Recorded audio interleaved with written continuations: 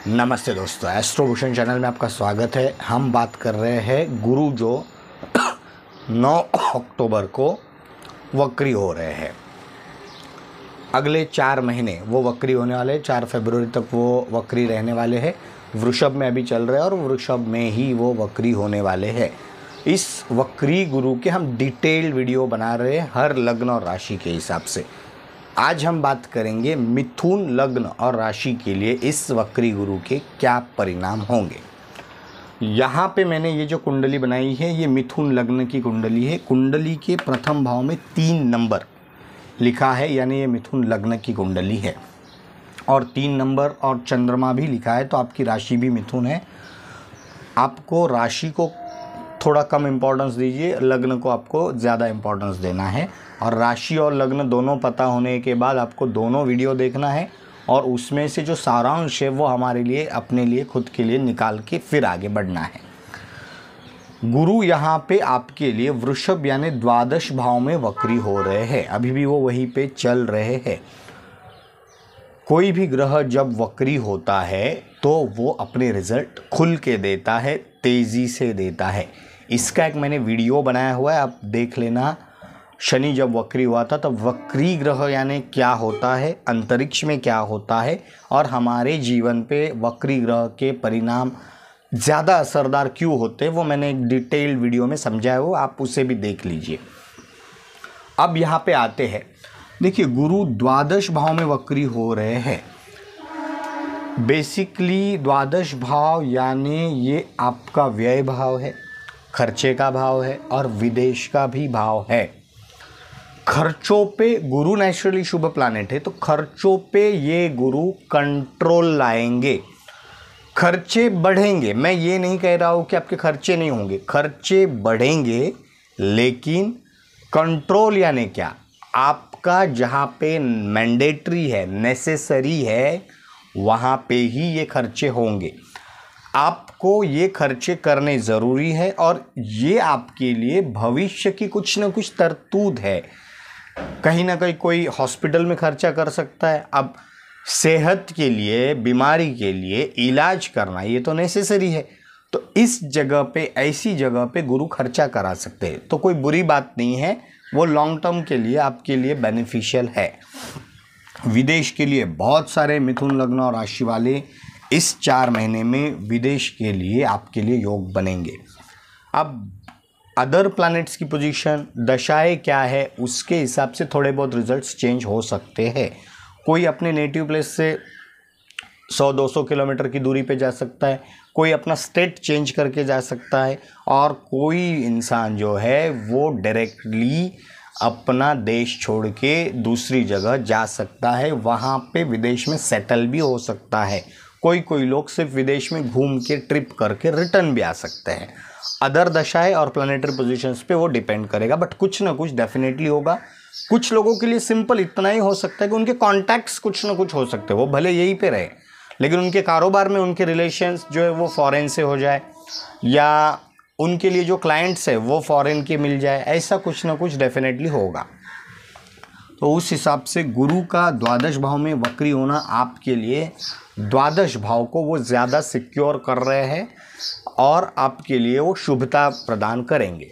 अब गुरु की दृष्टियों की बात करते हैं। गुरु की पंचम दृष्टि यहाँ पे है, सप्तम दृष्टि यहाँ पे है और नवम दृष्टि यहाँ पे है। पंचम दृष्टि आपके लिए आपके कुंडली के चतुर्थ भाव पे है। चतुर्थ भाव में ऑलरेडी केतु बैठे हुए हैं। केतु यहाँ पे जितना भी डिस्टर्ब कर सकता था उसके ऊपर गुरु ने सुरक्षा कवच दिया हुआ है, ऑलरेडी दिया हुआ है। सिर्फ यहाँ पे अगर केतु का इफेक्ट देखें तो आपके लिए माता के स्वास्थ्य में कुछ खराबी आ सकती है, मन आपका विचलित हो सकता है, घर, वाहन, प्रॉपर्टी का सुख आपको नहीं मिल सकता है, सुखों में कमी आ सकती है, लेकिन फिर भी आप बैलेंस हो, आप उसमें से आपका जो मनोधैर्य है वो कम नहीं हो रहा है, बिकॉज ऑफ गुरु की दृष्टि है। और अब ये वक्र दृष्टि जब हो जाएगी तो गुरु और ज़्यादा पावरफुल हो जाएंगे, गुरु और ज़्यादा हावी हो जाएंगे इस केतु के ऊपर। तो ये दृष्टि बहुत अच्छी रहने वाली है। माता के स्वास्थ्य में भी गुरु की इस 9 अक्टूबर के बाद में आपको सुधार दिखेगा। माता के साथ रिलेशन आपके सुधर जाएंगे, कोई प्रॉपर्टी, घर, व्हीकल, उससे आपको सुख आपका बढ़ जाएगा, कंफर्ट, लग्जरी आपकी थोड़ी बढ़ जाएगी। मैं ये नहीं कह रहा हूँ कि बहुत अच्छी मिलेगी, बिकॉज केतु आप पे है, लेकिन जो है उससे थोड़ा सा अच्छा आपके लिए हो सकता है। तो बुरा होने का नहीं है, हम थोड़े से पॉजिटिविटी की ओर ही बढ़ रहे हैं, तो अच्छा है वो भी। सप्तम दृष्टि जो है वो छठे भाव में है। मंगल की पोजीशन अगर सही है तो आपके लिए आपका ये जॉब का स्थान है, नौकरी करने वाले लोगों के लिए भी ये गुरु का वक्री होना बहुत अच्छा रहेगा। यहाँ पे आपका जो जॉब है वो और सिक्योर हो जाएगा, वहाँ पे कुछ प्रमोशंस के योग बनते हैं, या ऐसा हो सकता है कि इन दिनों में वो प्रमोशन का कुछ डिसीजन लिया जा सकता है, मे बी आपको बाद में पता चले, बट इन दिनों में आपके बॉसेस आपके कार्य से खुश होंगे, आपकी वो सराहना करेंगे। बाकी शत्रुओं के ऊपर भी आप हावी रहोगे, शत्रु आपका कुछ बिगाड़ नहीं पाएंगे। सिर्फ एक चीज़ कीजिए, कर्जा मत लीजिए, बिकॉज ये मंगल की राशि है। मंगल वो डेयर आपको देगा कि कर्जा लेके आप कुछ करें, क्योंकि ऑलरेडी गुरु खर्चे बढ़ा रहा है यहाँ पे, और यहाँ पे आप कर्जा ले लोगे, थोड़ा संभलिए, मत लीजिए।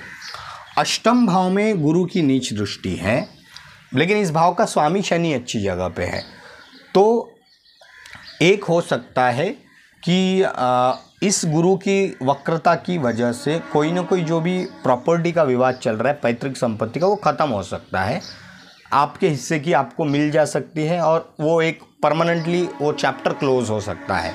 उस तरह से ये भी जो दृष्टि है, नवम दृष्टि, वो भी अच्छी है। इस भाव का स्वामी बेसिकली भाग्य भाव में बैठा हुआ है, तो अच्छा ही रहेगा, आपके लिए ज़्यादा हर्डल वाली बात नहीं है। एक चीज़ थोड़ा देखना जरूरी है कि कुंडली में बुध की अवस्था कैसी, क्योंकि बुध आपके राशि स्वामी है, वो अच्छी अवस्था में, तो ये 4 महीना वक्री आपके लिए बहुत अच्छे जाएंगे, और दशाओं पे भी निर्भर करेगा। अब बात करते हैं कि द्वादश भाव में परमानेंट कुंडली में अगर प्लानेटरी कॉम्बिनेशंस क्या हो रहे हैं। अगर आपके कुंडली में यहाँ पे गुरु ही है, तो गुरु के ऊपर से गुरु का भ्रमण आपके लिए बहुत अच्छे परिणाम देगा। इस टाइमिंग में लोग आपको बधाई देने ज़रूर आएंगे, आपके काम के सराहना करेंगे, कोई ना कोई सेक्टर में आपने जो कार्य किया है उसके लिए आपको रिवार्ड मिलेंगे इस 4 महीने में। अब वो अलग अलग हो सकते हैं, किसी को पैसे के स्वरूप में मिल सकते हैं, किसी को सिर्फ शाब्दिक मिल सकते हैं, किसी को कुछ फ्यूचर में इसके चलते, इस काम के चलते कोई ना कोई अपॉर्चुनिटी मिल सकती है। तो ओवरऑल इस तरह के अलग अलग कॉम्बिनेशंस यहाँ पे बनेंगे। अगर यहाँ पे राहु है तो आपको थोड़ा संभलना है, बिकॉज यहाँ पे फिर गुरु राहु चांडाल योग का निर्माण होगा, और गुरु राहु चांडाल योग ये एक नेगेटिव है। आपको इस केस में शंकर भगवान की उपासना करनी चाहिए। अगर किसी के भी कुंडली में यहाँ पे राहु है तो ये 4 महीने में शंकर भगवान के चरण में आपको रहना चाहिए। और बाकी कोई भी प्लानेट, अगर शुक्र है, गुरु शुक्र भले वो शत्रु है, लेकिन शुक्र इस राशि के स्वामी है, तो स्वराशि में आ जाएंगे, तो आपके लिए वो भी ज़्यादा हर्डल नहीं। ओवरऑल सिर्फ अगर देखें तो गुरु के साथ अगर राहु कॉम्बिनेशन बन रहा है तो शंकर भगवान की उपासना करना ज़रूरी है। और बाकी जो चीज़ें हैं, ये 4 महीने लाइफ के टर्निंग पॉइंट हो सकते हैं। आपको अगर आपकी कुंडली नहीं पता है, आपकी दशाएं क्या चल रही है, कुछ पता नहीं है, तो इस टाइमिंग में आप किसी ज्योतिषी की सलाह लीजिए और फिर आगे बढ़िए। आपके लिए टर्निंग पॉइंट साबित हो सकता है। ये पीरियड 4 महीने का है, लेकिन आपके लिए इफेक्ट लॉन्ग टर्म के मिलेंगे, क्योंकि शनि भी अभी वक्री चल रहे हैं, स्वराशि में चल रहे हैं, राहु भी आपके करियर के स्थान में बैठे हुए हैं। ओवरऑल आपके लिए बहुत अच्छा है, क्योंकि ये गुरु आपके करियर के स्थान का भी स्वामी है। तो करियर में बेसिकली दशम स्थान के वो स्वामी हो के वक्री हो रहे हैं, और वो छठे भाव पे भी दृष्टि कर रहे हैं। विदेश के योग बहुत प्रोमिनेंट दिख रहे हैं बहुत सारे मिथुन लग्न और राशि वालों के लिए। तो ओवरऑल बहुत अच्छा समय आ रहा है। ज्योतिषीय परामर्श लीजिए अगर आपको नहीं पता है तो, और अगर पता है तो मेरे इन वीडियोस को ही देखते रहिए। चैनल को सब्सक्राइब कीजिए, लाइक कीजिए, शेयर कीजिए। Thank you very much.